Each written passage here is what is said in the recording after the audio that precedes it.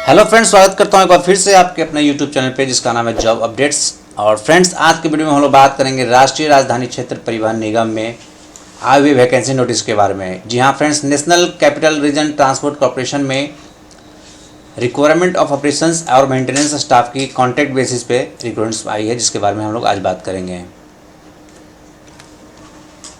National capital region transport corporation एक joint venture है government of India और participating state governments की, जिसके थ्रू ये वैकेंसी आई है। और जिसका जो ऑनलाइन एप्लीकेशन है, रजिस्ट्रेशन का डेट जो है आपको वो 15 सितंबर 2021 से चालू होगा और इसका जो क्लोजिंग डेट होगा वो 30 सितंबर 2021 को होगा। एग्जाम डेट्स अभी क्लियर नहीं किए गए हैं, मगर फिर भी टेंटेटिव डेट जो है वो आपको लास्ट वीक ऑफ अक्टूबर के फर्स्ट वीक या नवंबर में 2021 में संपन्न किया जाएगा। वेरियस पोस्ट की वैकेंसी है यहाँ पे। NCERT requires operations and maintenance staff purely on contract basis. ये जितने भी पोस्ट हैं कॉन्ट्रैक्ट बेसिस पे आपको रिक्रूटमेंट्स होने वाले हैं, जिसमें एक पोस्ट आपको आ रहा है मेंटेनेंस एसोसिएट मैकेनिकल का, जिसके लिए जनरल कैटेगरी वालों के लिए 2 सीट है। और इसमें जो मैक्सिमम एज लिमिट है वो 28 ईयर्स है। और यहाँ पे जो आपकी क्वालिफिकेशन होनी चाहिए 3 साल का डिप्लोमा इन मैकेनिकल इंजीनियरिंग होना चाहिए। दूसरी जो पोस्ट आ रही है वो मेंटेनेंस एसोसिएट इलेक्ट्रिकल के लिए है और यहाँ पे टोटल 36 पोस्ट आ रहे हैं, जिसमें जनरल कैटेगरी के 17, ओबीसी के 9, एससी के 5, एसटी के 2 और ईडब्ल्यूएस वालों के लिए 3 सीट है। और यहाँ पे भी जो मैक्सिमम एज की लिमिट है वो 28 ईयर्स है। और यहाँ पे जो क्वालिफिकेशन होना चाहिए आपका 3 साल का डिप्लोमा होना चाहिए इलेक्ट्रिकल इंजीनियरिंग में। थर्ड पोस्ट है मेंटेनेंस एसोसिएट इलेक्ट्रॉनिक्स ब्रांच से और यहाँ पे 22 सीट है, जिसमें जनरल कैटेगरी वालों के लिए 11 सीट, ओबीसी के लिए 5, एससी के लिए 3, एसटी के लिए 1 और ईडब्ल्यूएस वालों के लिए 2 सीटों का कैटेगरी वाइज डाला गया है। और यहाँ पे भी मैक्सिमम एज जो है 28 ईयर्स है। और यहाँ पे अगर आपका 3 साल का डिप्लोमा इलेक्ट्रॉनिक्स इंजीनियरिंग से है तो आप इसके लिए क्वालिफाइड हैं।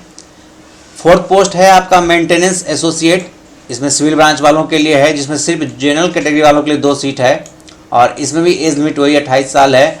और यहाँ पे आपका अगर डिप्लोमा इन सिविल इंजीनियरिंग है 3 साल का तो आप इसके लिए अप्लाई कर सकते हैं। प्रोग्रामिंग एसोसिएट की वैकेंसी है यहाँ पे 4 सीटों के लिए, जिसमें 3 जनरल कैटेगरी वालों के लिए और 1 ओबीसी वालों के लिए है। और यहाँ पर भी एज लिमिट 28 साल है। और यहाँ पे आपको 3 साल का डिप्लोमा होना चाहिए कंप्यूटर साइंस में, आईटी आपका होना चाहिए। अगर आप बीसीए किए हुए हैं या बीएससी आईटी किए हुए हैं तो आप इस पोस्ट के लिए अप्लाई कर सकते हैं।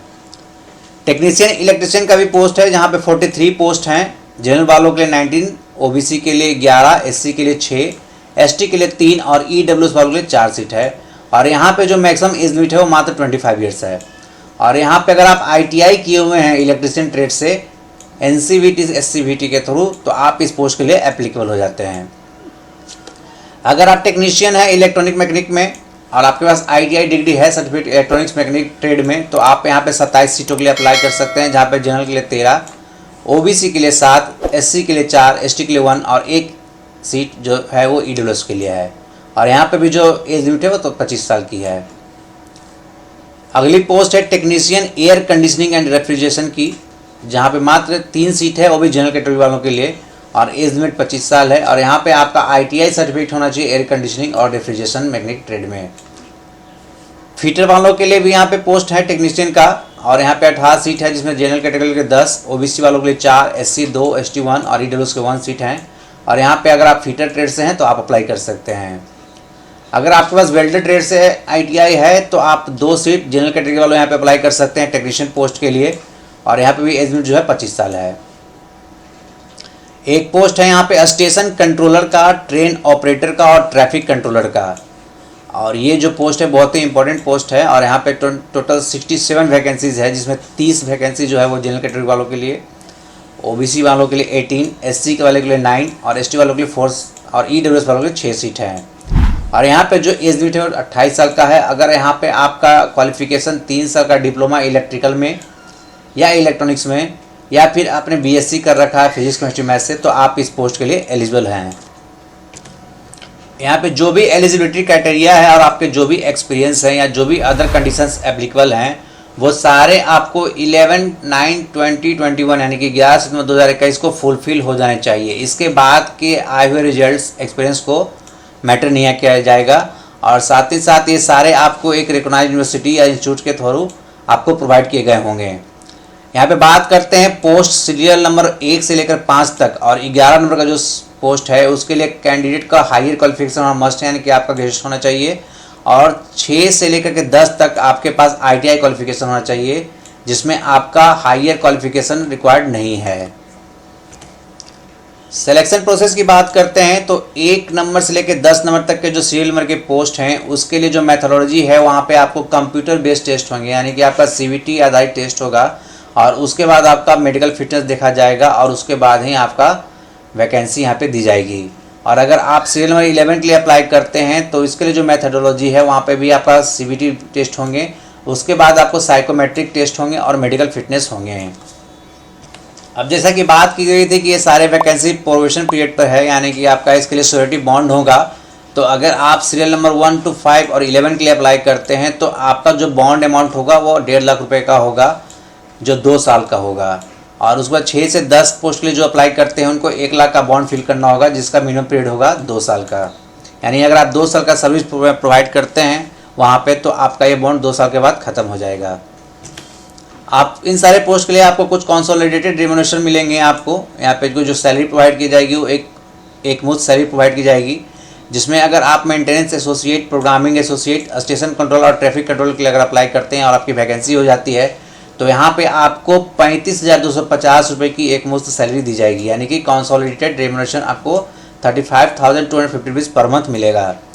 अगर आपका जॉब ट्रेन ऑपरेटर में होता है तो आपको 37,750 रुपये की सैलरी मिलेगी और अगर एज ए टेक्नीशियन होता है आपका तो यहाँ पे आपको जो सैलरी होगी वो 23,850 रुपये कंसोलिडेटेड अमाउंट मिलेगा हर महीने।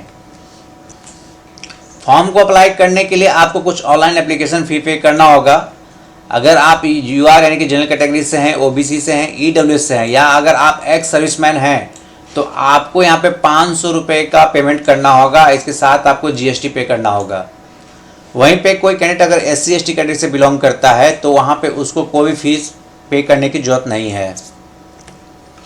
अगर कोई कैंडिडेट चाहता है कि वो 1 से अधिक पोस्ट के लिए अप्लाई करे तो उसको अब जो एप्लीकेशन फ़ी है हर पोस्ट के लिए अलग अलग पे करना होगा। इस एप्लीकेशन फ़ी को फिल करने के लिए आपको कुछ स्टेप्स को फॉलो करना होगा। सबसे पहले आपको NCRTC की वेबसाइट www.ncrtc.in पे जाना होगा और वहाँ पे जो लिंक कैरियर का मिलेगा उसको पर क्लिक करना होगा और उसके बाद आपको जो रिक्रूटमेंट नोटिफिकेशन है उसको ओपन करना होगा, जहाँ पे आपको O&M vacancy notice number QONM 0/2021 दिया गया है, उसको आप सेलेक्ट करेंगे। उसके बाद आपको वैकेंसी नोटिफिकेशन के अनुसार अपनी एलिजिबिलिटी, एज, क्राइटेरिया सबको जांच लीजिए और उसके बाद वहाँ पे एक रजिस्ट्रेशन करना होगा। जैसे ही आप रजिस्ट्रेशन कंप्लीट करेंगे उसके बाद आपका एक लॉगिन ID और पासवर्ड जनरेट हो जाएगा। उसके बाद आपको फॉर्म को फिल करना होगा। कैंडिडेट को अपना एक रिसेंट पासपोर्ट साइज़ का कलर फोटो अपलोड करने होंगे जो मैक्सिमम 80 KB साइज़ में होंगे। उसके बाद आपको अपना एक स्कैन सिग्नेचर अपलोड करने होंगे। अगर आप किसी कैटेगरी से बिलोंग करते हैं, OBC, SC ST, EWS से ही आपके पास एक्स सर्विसमैन का कोई एक्सपीरियंस है तो उसके सर्टिफिकेट आपको अपलोड करने होंगे। आपको डेट ऑफ बर्थ के प्रूफ डॉक्यूमेंट्स अपलोड करने होंगे और आपके जो क्वालिफाइंग मार्क्स सर्टिफिकेट्स हैं, लास्ट सेमेस्टर की जो मार्कशीट है उसको आपको अपलोड करना होगा।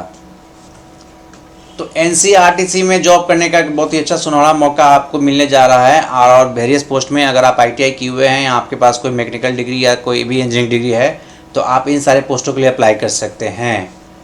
तो इसका एप्लीकेशन डेट मैंने बता दिया है, आपको एलिजिबिलिटी बता दिया है। फिर भी अप्लाई करने से पहले एक बार अपनी एलिजिबिलिटी और डेट को चेक कर लें और उसके बाद इन सारे पोस्टों के लिए अप्लाई करें। उम्मीद करता हूँ फ्रेंड्स आपको हमारी ये वीडियो अच्छी लगी होगी, तो जाते जाते एक लाइक जरूर कर दीजिएगा और अपने फ्रेंड्स के साथ जरूर शेयर कीजिएगा। Thanks for watching.